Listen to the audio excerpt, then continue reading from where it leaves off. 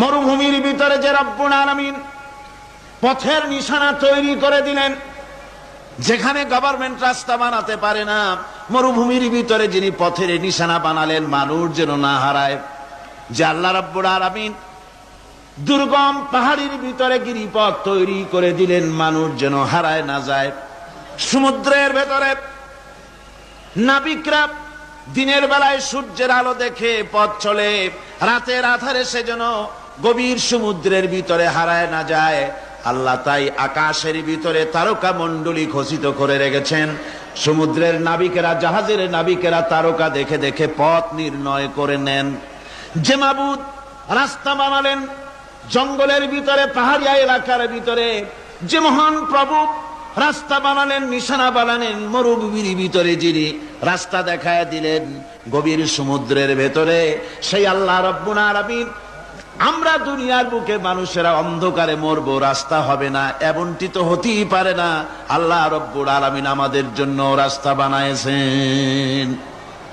মহান আল্লাহ রাব্বুল আলামিন বলেন, وعلى الله قصد السبيل ومنها جائر।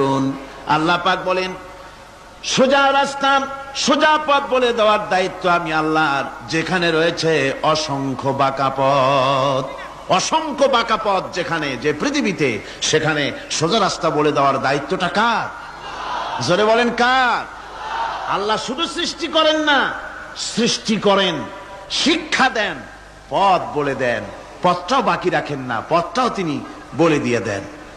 হযরতে মূসা আলাইহিস সালামের কাছে ফেরাউন প্রশ্ন করলো, তুমি যে রবের দাবি করছো, যে একজন রব আছেন, সে রবের পরিচয় কি? তোমার সেই রব কে? হযরতে মূসা আলাইহিস সালাম যে জবাবটা দিলেন, কি সুন্দর জবাব, এক কথার ভিতরে সমস্ত কথা সন্নিবেশিত হয়ে গেছে।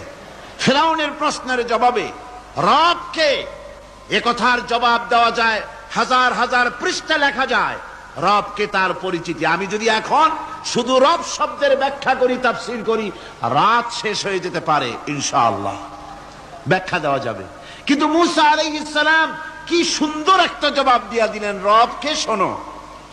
রব্বুনাল্লাযী আ'তা কুল্লা শাইইন খালকাহু সুম্মা হাদা।